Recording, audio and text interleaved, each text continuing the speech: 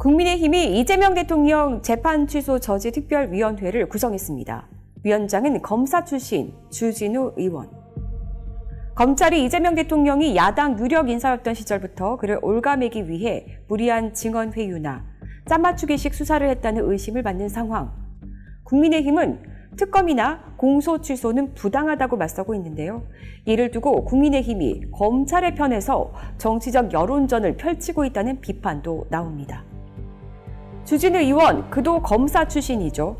서울대 법대를 졸업하고 제41회 사법시험에 합격해 대검찰청 검찰연구관, 서울 동부지검 부부장 검사 등을 거쳤고 박근혜 정권에선 청와대 민정수석 비서관실에서 행정관으로 근무했습니다. 또 윤석열 정부의 초대 대통령 비서실 법률비서관을 지냈습니다.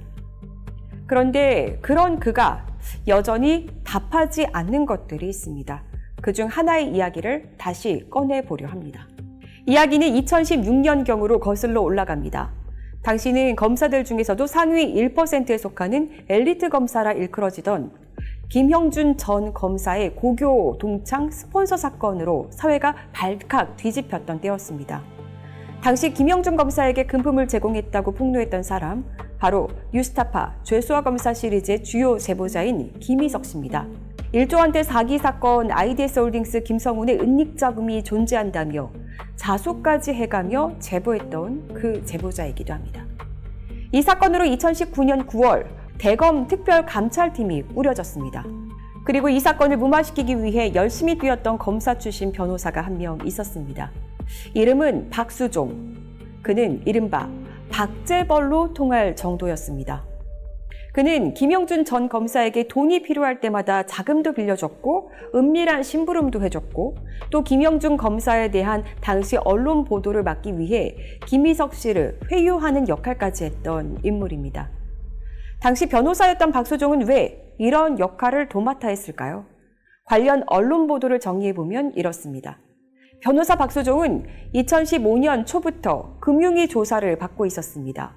그렇지만 그는 금융위원회의 출석 요구를 2번이나 거부했습니다. 결국 금융위는 2015년 10월 29일 대검찰청에 박수종 변호사에 대한 수사를 해달라고 의뢰를 합니다. 그리고 같은 해 11월 이 사건은 서울 남부지검 증권범죄 합동수사단으로 배정되는데요.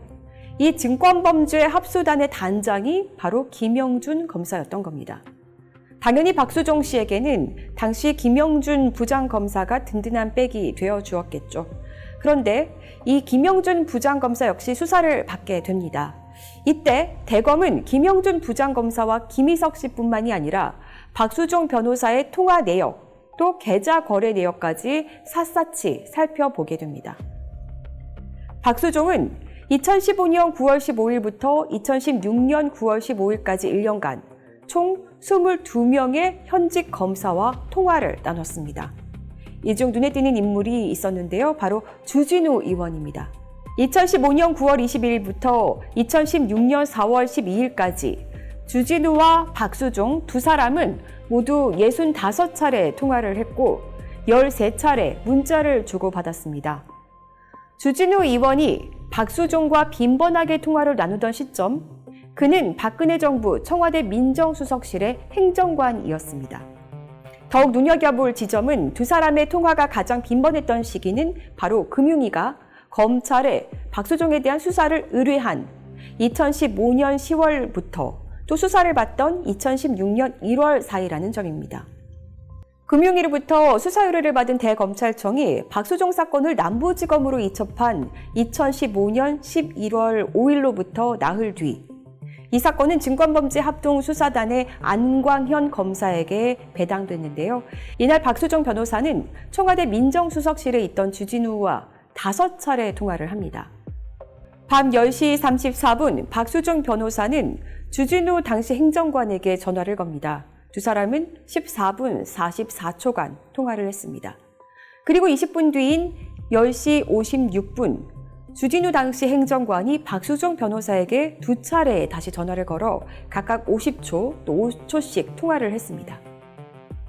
그리고는 다시 1분 뒤 다시 박수종 변호사가 주진우 당시 행정관에게 또다시 전화를 걸었습니다. 2번이나 1분씩 통화를 했습니다.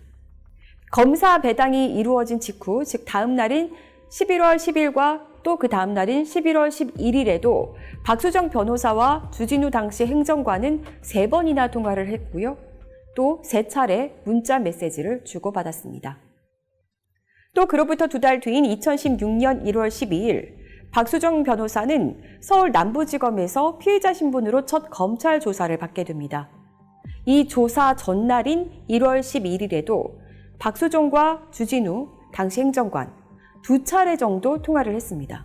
또 조사 당일인 1월 12일 오후 5시경에도 2차례 두 사람은 통화를 주고받습니다. 이 내용이 세상에 알려진 건 2019년 뉴스타파 보도를 통해서입니다. 당시 주진우 의원은 뉴스타파의 질의에 사건 관련해서는 통화를 한 적이 없다고 일축했을 뿐 제대로 된 답변을 하지 않았습니다. 그런데 박수정 변호사 이후 자본시장법 위반 혐의로 결국 기소돼 재판을 받게 됩니다. 이때 변호인으로 이름을 올린 사람, 바로 마침 검사 옷을 벗고 변호사 개업을 했던 주진우였습니다. 주진우 의원은 2019년 서울 동부지검에서 환경부 블랙리스트 의혹 사건을 수사하다 사직하면서 검찰 내부 통신망 이프로스를 통해 저는 정치색이 전혀 없는 평범한 검사다. 아는 정치인도 없고 그 흔한 고교 동문 선배 정치인도 한 명이 없다.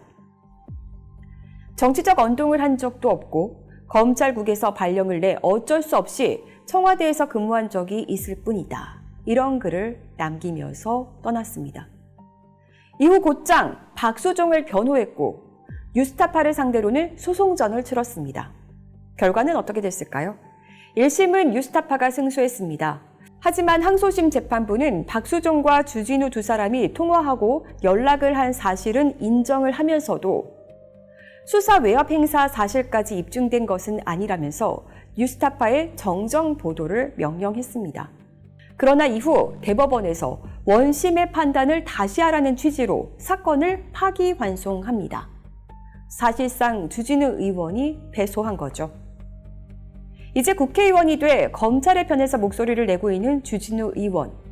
당시 박수정 변호사와 왜 그리 자주 통화했고 어떤 내용으로 통화를 했었는지, 또 이후 박수정의 변호인이 된 건 어떤 연유에서였는지 답변을 해줄까요?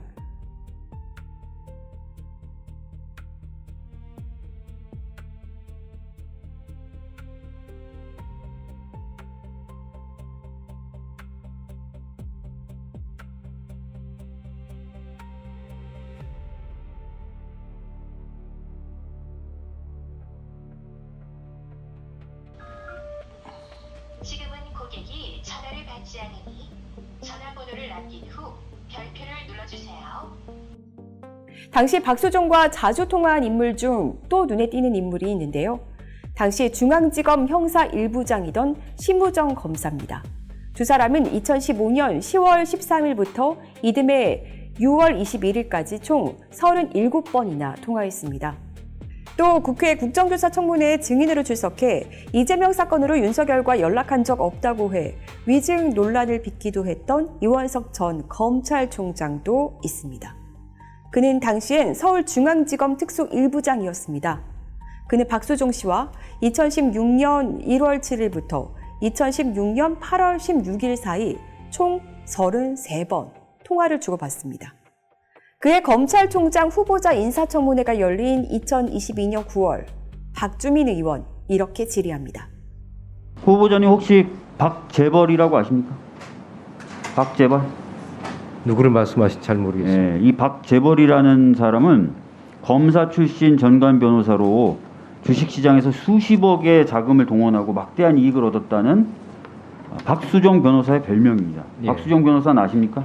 예, 알고 있습니다. 알고 계시죠? 예. 이 박수정 변호사가 2015년 당시에 4가지 혐의로 금융위로부터 조사를 받았습니다. 그런데 금융위에서 나와서 조사 좀 받아라 했는데도 한 번도 나가지 않았습니다. 그러다가 이 사건을 금융위가 대검에 수사 의뢰하고 대검이 남부지검으로 사건을 보내자 그때부터 수사에 응했습니다. 마치 검찰 내부에 믿는 구석이 있는 것처럼 수사에 응했습니다. 이원석 검사. 2016년 1월부터 본격적인 박수정 변호사에 대한 수사가 진행되는데 이때부터 8월까지 무려 33회 통화와 메시지를 주고받습니다. 왜 이렇게 많이 통화하셨어요? 말씀드리겠습니다. 네. 2016년에 오늘 오전 중에 질의가 있었던 법조비리 사건을 수사를 했습니다. 네. 그 과정에 검사장 출신 변호사를 구속 기소해서 실형이 선고되고 아마 추징도 30억 넘게 된 걸로 알고 있습니다. 네. 그때 법조 브로커라고 하는 사람을 1월 달부터 도주했었는데 검거하는 것이 대단히 큰 문제였습니다. 그 법조 브로커에 대해서 검색을 해봤더니 그 법조 브로커에 대해서 박수정 변호사가 검사로 재직 활동한 구속 기소한 법조 브로커였습니다. 당시에 그 법조 브로커의 검거를 위해서 박수정 변호사에게 여러 참고 사항을 제가 문의한 사실이 있습니다. 이 사건으로 인해서 대검 감찰부에서 제가 사실관계에 대해 조사를 받았고 전임 감찰부장이었던 한동수 감찰부장이 문제 없다는 것으로 결론 지어가지고 처리가 됐습니다. 네. 다만 그 기간이 2년 반 정도 걸렸습니다. 의원님께서 문제 제기하신 부분에 대해서 저는 버선목이라면 뒤집어서 보여주고 싶은 심정입니다. 박주민 의원의 질의에 이원석 당시 검찰총장 후보자는 박수종이 당시의 수사 대상이거나 수사를 받고 있었다는 사실을 전혀 알지 못했다고 발언했습니다. 의원님, 해당 변호사와 저는 평소에 전화를 주고받거나 따로 만나거나 교류를 전혀 하지 않습니다. 만나서 밥을 먹은 적도 없습니다. 외부에서 만나지 않습니다. 저는 변호사를 외부에서 만나지 않습니다. 심지어 아주 가깝게 제 상사를 모셨던 분을 혹여라도 만나는 기회가 되면 제가 그분한테 오히려 식사 대접을 합니다. 오해를 살 짓을 전혀 하지 않습니다. 해당 변호사가 당시에 수사 대상이었거나 수사를 받고 있었다는 사실은 전혀 알지 못했습니다. 만약 알았다고 한다면 이런 전화도 제가 안 했을 겁니다. 그러나 2015년 10월 29일 금융위는 미정보 공개 이용으로 인한 자본시장법 위반 혐의로 변호사 박수종을 대검찰청에 수사해달라고 의뢰를 했고 대검 반부패부는 서울 남부지검에 수사 지휘를 했었죠. 당시 이 반부패부 수사지휘과장이 바로 이원석이었습니다. 제보자 김희석 씨는 후에 이원석 총장이 국회 법사위 인사청문회장에서 거짓 증언을 했다면서 공수처에 고발했는데요. 결과는 어떻게 됐을까요? 각하 처리됐습니다. 공수처의 불기소 유서 볼까요? 피의자가 인사청문회에 공직 후보자 신분으로 출석하여 허위 진술을 한 사실이 인정된다 하더라도 인사청문회법에는 공직 후보자의 허위 증언에 그 처벌 규정이 없고 국회에서의 증언 감정 등에 관한 법률의 위증은 조문상 증언이나 감정인으로 출석한 자에 대해 적용되는 법률로 공직 후보자로 출석한 자에 대해서는 적용되지 아니한다. 설령 피의자에게 국회에서의 증언 감정 등에 관한 법률 위증죄를 적용한다 하여도 소추 요건인 국회 고발이 있어야 하나 제21대 국회 법제사법위원회는 임기가 종료되어 제21대 국회로부터 고발을 받을 수 있는 가능성이 없다. 그러니까 거짓말을 했더라도 인사청문회법에서는 후보자의 허위 증언에 관한 처벌 규정이 없고 국회에 고발이 있어야 하지만 21대 법사위는 임기가 종료돼 고발 가능성이 없다. 이런 식의 결론을 내린 겁니다. 여러분은 어떻게 보이십니까? 고발부터 각하까지 이는 모두 윤석열 정권의 공수처에서 벌어진 일입니다.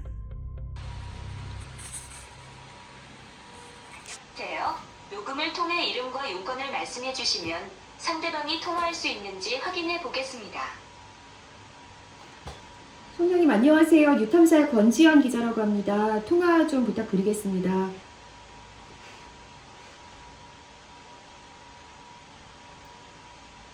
감사합니다. 전화를 끊지 말고 기다려 주세요.